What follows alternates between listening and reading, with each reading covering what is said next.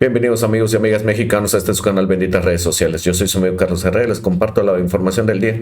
Vamos a escuchar otra explicación, otro punto de vista en el que Lorenzo Córdoba pues dice cómo es que no hubo fraude. ¿Por qué? Porque así como la doctora Sheinbaum se llevó casi 36 millones de votos, hubo voto cruzado, dado que quienes votaron por ella no votaron por Morena para diputados y senadores, obtuvieron 4 millones menos. Vamos a escucharlo y lo vamos comentando. Ajá. Por los otros dos candidatos, el 38.2. Pero para el Senado, por los candidatos de los partidos que respaldaron a Sheinbaum, votó el 41, no, el 55%, y por los otros el 41%. Por los diputados, aquí hay una diferencia más importante. Por Morena, el PT y PBM, vota el 54%, pero por los otros, si es que sumamos al PAN, al PRI, al PRD y por otro lado el Movimiento Ciudadano, el 42%. ¿Qué quiere decir? Eso es que hubo 4 millones de personas que votaron por Sheinbaum, pero no por sus partidos para la Cámara de Diputados. Hubo 1 millón que no votó por Gálvez, pero sí por sus partidos. Hay una cantidad importante de mexicanos que votó por Claudia Sheinbaum para la presidencia y que no quiso hacerlo por el Congreso. ¿Por qué? Porque estos 4 millones de mexicanos, que no son pocos, sí creen en los contrapesos. Exactamente. De los que mucho hablamos. Así es. E independientemente de esto, hay una gran cantidad de mexicanos, lo acabas de señalar, que no quisieron votar por el partido que estaba en el gobierno.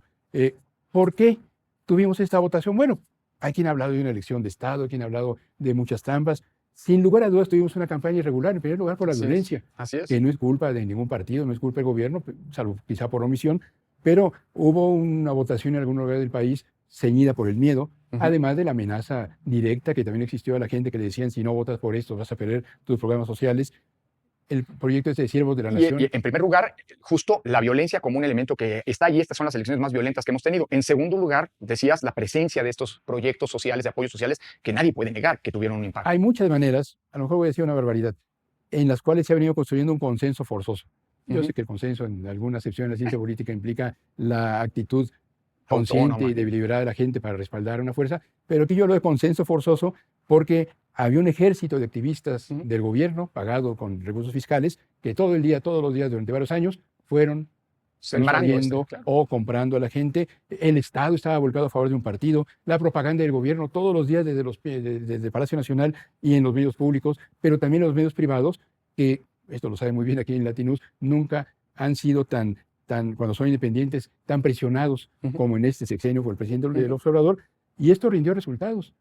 Uno de los momentos más ominosos, yo creo, en la historia siempre difícil de las relaciones entre los medios y el gobierno mexicano, ocurrió el día de las elecciones a las 7 de la noche, cuando Televisa, sin un solo dato, sin decir quién había levantado esa encuesta, proclamó triunfadora a Claudia Sheinbaum.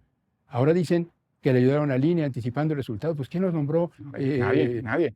Representante de la autoridad electoral. En esa empresa saben bien lo que significa ser soldados del gobierno. Pues recordando algunos decían, yo nunca creí en ese cambio, pero muchos decían que los tiempos eran otros. Bueno, voy a los motivos del voto. Pero a ver, Raúl, déjame preguntarte esto. Desde tu punto de vista, todo eso incidió.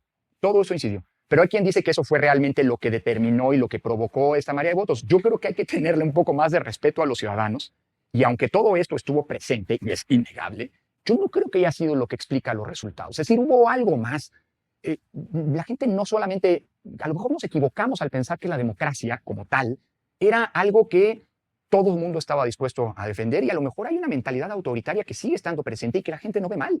Es decir, yo creo que la diferencia además es de tal magnitud que no creo que ni el crimen, ni el uso político de los programas sociales, ni la presencia incontinente del gobierno en la comunicación pública en favor de su candidata y su partido, ni tampoco la sumisión de algunos medios, haya sido lo que explica esta dimensión de verdad. Hay algo más, y creo que nos vamos a equivocar si no lo ponemos sobre la mesa. Es algo que tú has escrito, que has dicho en muchas ocasiones, pues la desigualdad y la necesidad, y a lo mejor esta necesidad de saberse cobijado aunque no tengas un poder con contrapesos. La desigualdad, que es el principal drama que sigue sintiendo al país. Tenemos unos cuantos con muchos recursos que hacen tal ostentación, además de esta riqueza, que resulta agraviante para la mayor parte de los mexicanos. Lo hemos dicho algunos durante muchas décadas, y desde luego esto está atrás del voto que favorecía a Morena ahora y hace 6 años. Pero estas señales, y estoy de acuerdo completamente en lo que dices, hay que señalar los numerosos agravios del gobierno a la legalidad en las elecciones, influyendo de muchas maneras, sin duda, pero no bastan para explicar este resultado.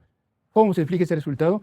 Pues hay que ir a los pocos datos que hay. De quienes votaron el domingo pasado, Ujú. el 56%, según la encuesta de Alejandro Moreno en El Financiero, Ujú. 56% son beneficiarios de programas sociales, de los que da el gobierno, Así a es. los viejos, a las mujeres, en fin. De estos que votaron siendo beneficiarios de programas sociales, el 69% votó por Claudia Sheinbaum, el resto, 23% por Xochitl Gálvez, el 8% por Maínez. Bueno, hubo un 30% de beneficiarios que no Que les dijeron condicionó que el no, voto, o sea, claro. no estaban manipulados de manera fatal como algunos Así suponían. es. Pero al revés, Sí. de los que no son beneficiarios de programas sociales, que son 44%, la mitad, el 49%, votó por Sheinbaum. O sea, no es cierto que solamente Los la programas votación sociales del dinero explican, claro, fiscal hombre. cambia esta decisión de la Hay quien gente. sin recibir dinero del gobierno dijo, esa es la mejor opción. ¿Sí? Por las razones que fueran. Y aquí es donde puede entrar este reconocimiento a la, por desdicha, creciente proclividad autoritaria Ujú. de un sector muy importante de la sociedad mexicana.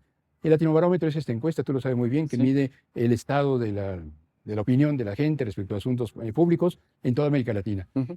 Para México, el Latinobarómetro, hace 4 años, en 2020, hizo una pregunta que es clásica. ¿La democracia es preferible a cualquier otra forma de gobierno? ¿Está usted de acuerdo o no?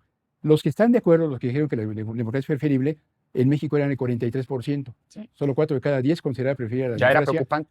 Pero 3 años Así después, es. en 2023, esta respuesta cayó 8 puntos y solamente el 35%, 3.5 de cada 10 mexicanos, decían la democracia es preferible a cualquier forma de Así gobierno. es. Y otro dato que es terrible.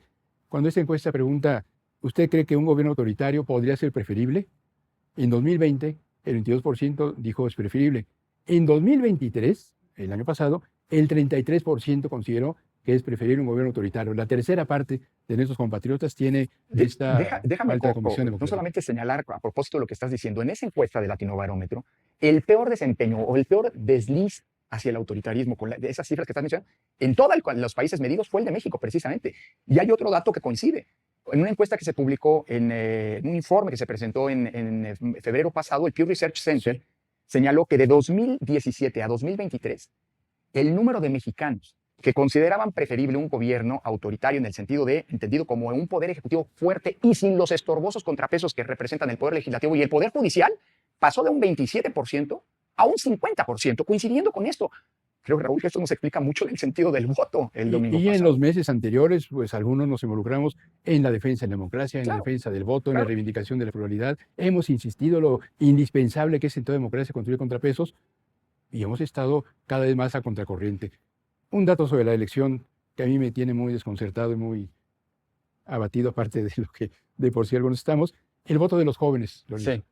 Sí. Voy otra vez a la encuesta de Alejandro Moreno en El Financiero. Los más jóvenes, muchos de ellos votaban por primera vez, los que tienen de 19 a 24 años, 18 a 24, el 52 de ellos votó por Claudia Sheinbaum. Este es el rango de edad donde Sheinbaum obtuvo un porcentaje menor. Ujú. Votaron más por ella los de 30, los más viejos, etcétera. Pero los que no votaron por Sheinbaum, no crees que lo hicieron por Xochitl Gálvez. Ujú.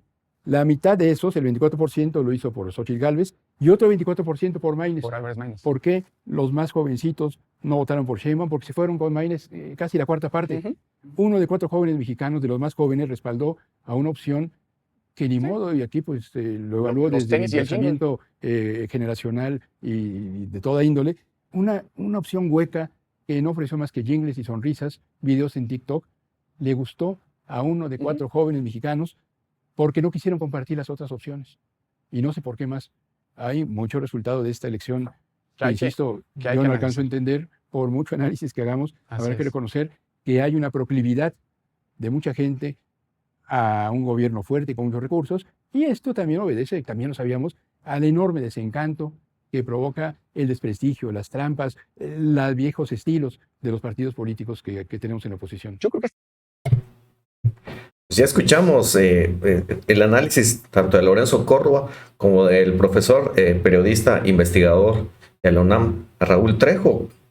Si hay gente de la oposición, porque claramente el sesgo, su preferencia es por el PRIAM, PRD, estaban a favor de Xochitl Gálvez. Bueno, Lorenzo Córdoba fue hasta el vocero de sus marchas, de la famosa Marcha Rosa. Si ellos tocaron puntos, ahora sí que puntos importantes para señalar que es, ¿cómo puede haber fraude si hubo voto cruzado? No todos los que votaron por la doctora Sheinbaum, de esos 4 millones, para diputados y senadores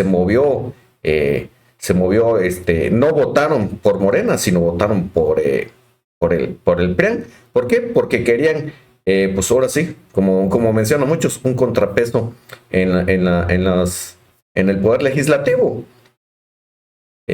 Otro punto que tocaron, no se debió el voto a la doctora Sheinbaum por los programas sociales. Bueno, me incluyo. Yo no recibo ningún programa social y voté por Morena. Y para quienes pues digan, no, pues es que mis papás en ese caso igual pues ya fallecieron los dos, así que entonces yo de ningún lado recibo pues ahora sí que un apoyo o un programa que pueda decir que definió eso. Qué bueno que tocaron igual ese punto. Otro punto muy importante.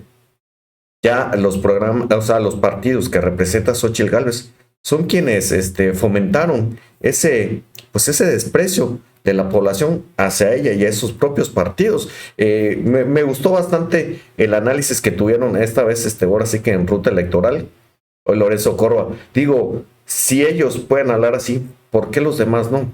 Y para que pueda haber una verdadera oposición, que es lo más conveniente. Y ellos dicen, bueno, hasta hablan de Álvarez Maínez, dicen que no les gusta el que, bueno, 1 de cada 4 jóvenes votó por esa opción, por Maínez.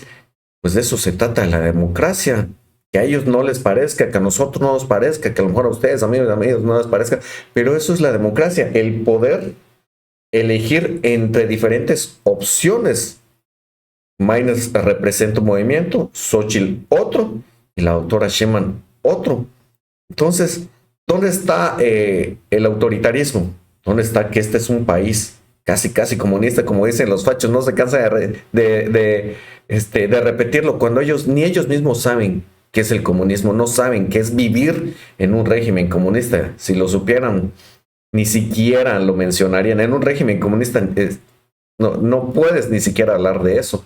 Pero pues bueno, sí me gustó, la verdad,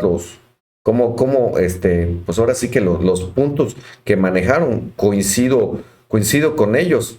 Ahora sí que entre los fachos, pues tenemos los que están en la etapa de negación, como Pedro Ferriz, repitiendo la maquinaria de que unos cubanos, pues llegaron con un software y movieron todo en el PREP.